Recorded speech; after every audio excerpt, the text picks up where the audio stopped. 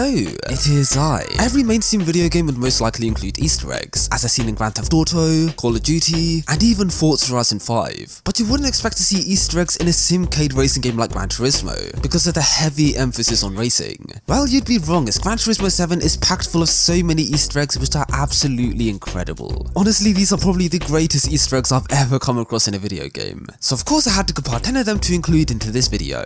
But before we get into these Easter eggs, let's hit 4,000 likes if you want me to explore this game further and find even crazier hidden details. Anyways, without further ado, let us get into these Easter eggs. First of all, you need to go onto the Daytona circuit. I recommend doing a time trial so there's no other cars to disturb you. Anyways, as soon as it starts, pull a quick U-turn and drive your car to this part of the track. Align your car in between the O and N of the Daytona logo on the barrier, and you should see a strange object taking off into the sky. Well, that object is a space rocket. Yep, there's literally a rocket taking off in Gran Turismo 7. Now, for those of you who don't believe me, if you view the replay then enter photo mode, you can zoom into this object and press focus, which reveals that this object is indeed a rocket. In fact, it seems to be an identical copy of Falcon Heavy, the exact same rocket that launched Elon Musk's Tesla into space, which is absolutely amazing to see. And also, if you wait a little longer, then you see these rockets coming back to land, just like the two thrusters did in the actual launch. So yep, that's a very cool little Easter egg by Polyphony Digital. I'm sure Elon is very proud of you. If you enter the American Sunday 600 race on the Willow Springs circuit, you'll see that one of the main rival cars is a DeLorean. Well, if you drive through the field and find a DeLorean, you may notice that the driver for the car is an American called E. Brown, which is undoubtedly a reference to Dr. Emmett Brown from Back to the Future, who of course has a DeLorean time machine. So yep, that's a fun little reference to Back to the Future. But what if you don't care about old films and you instead want to see a monkey? Well, you are in luck.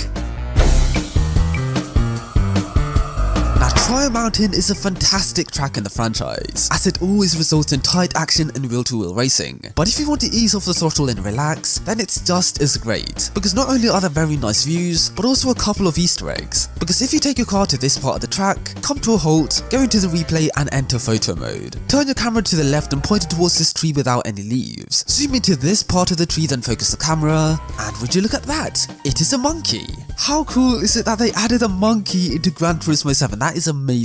Now, this wasn't just seen in Gran Turismo 7, as if you're an OG player, you may remember this being seen in Gran Turismo 5, which is absolutely amazing.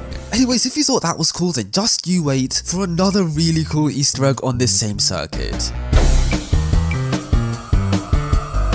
The Seca circuit is iconic. It's featured in every Gran Turismo game ever since Gran Turismo 2, which is pretty crazy to think about. Anyways, if you go for a drive around this circuit, you may see this board on a banking with the number 69. Now, you guys might find this funny because that is indeed a funny number, but there's an actual meaning behind this, because that number 69 logo is the exact same number that the American MotoGP racer Nick Hayden ran on his Honda, who sadly passed away in 2017 after a bicycle accident in Italy. Now, you might be thinking this isn't an Easter egg, it's just good attention to detail, as the Laguna Seca track probably has a tribute to him placed there. But I did my research and I couldn't find a single picture with this race number on the circuit. So I'm thinking that Polyphony Digital included this into the game to pay their respects towards Nick Hayden, which is a very nice thing to do. But you know what's not a nice thing to do? Get abducted by an alien. That would be cringe, you know. And it just so happens to be the next Easter egg. What a coincidence. Panorama circuit is notorious for hosting the Bathurst 1000 race, but it's also notorious in Gran Turismo 7 for something slightly different. As if you drive your car to this spot and wait a couple of minutes, maybe around 9 minutes, which is actually a few minutes, not a couple of minutes. If you get bored, then you can play around with your indicators or something, I don't know. Anyways, as soon as the timer passes 9 minutes, keep your eye out in the distance and oh, would you look at that? It's a UFO, it's ET's whip. A ET be whipping cold, you know. Anyways, how cool is that they actually added a UFO into Gran Turismo 7, what is going on? And if you wait a little longer, then you may notice it abducting something then flying off, which is pretty weird. Well, if you go into the photo mode and zoom into the UFO when it starts abducting something, you'd realise that it's abducting a cow. Yep, ET really just abducted a cow, what a strange guy. So yep, if you want to see a UFO in Gran Turismo 7, then you need to have unlocked the Mount Panorama circuit, and also have a lot of patience because waiting 9 minutes holding the brake can get very boring. If you enter the GT Auto Maintenance and Servicing shop, this song might start playing.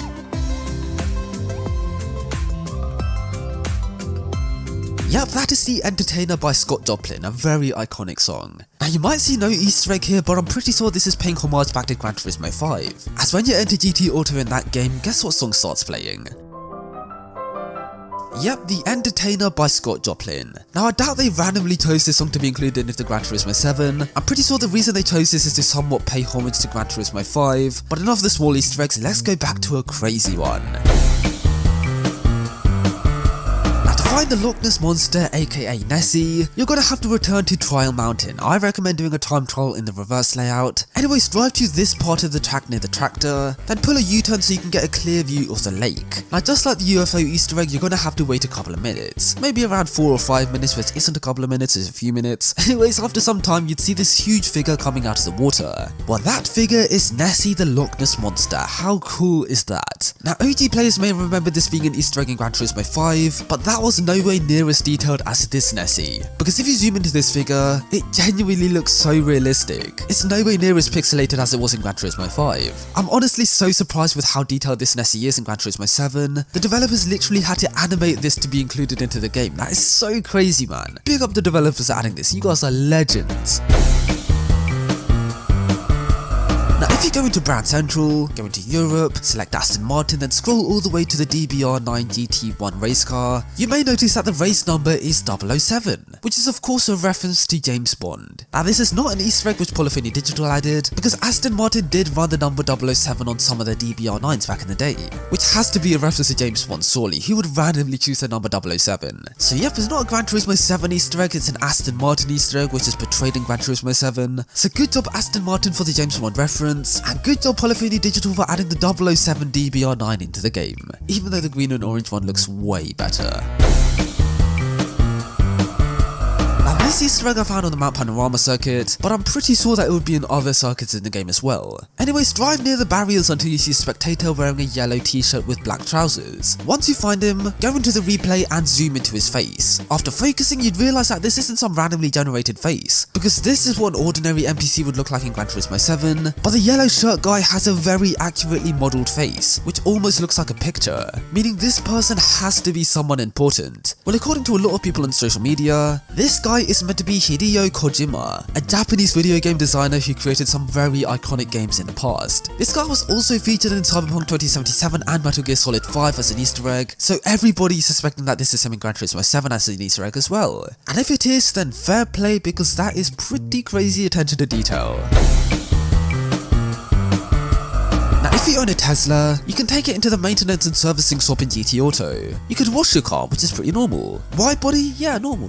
But you can do an oil change on a Tesla? What is happening? Who is this? Yeah, this isn't really an easter egg nor a hidden detail. It's just a small mistake I found within the game, which is just funny, innit?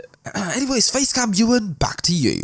And you've made it to the end of the video, where you guys probably click off right about now and watch another video. There's no point doing an outro, what am I doing? Anyways, I hope you enjoyed this video and I hope you learned something new. If you did, and if you want to learn a lot more stuff about racing games, then you know what to do. Subscribe as we are on the way to 250k, so if you feel like helping out, then please be my guest. Thank you very much and I'll catch you with you guys very soon. Until next time, have a good one guys, stay safe, stay inside. Until next time, cheers. My dinero's what I'm out to get. Sombrero, I get hat and then I'm out again. Got an A1 Chica with a drive like a 3 litre, that's what she needs D4 like the outfit.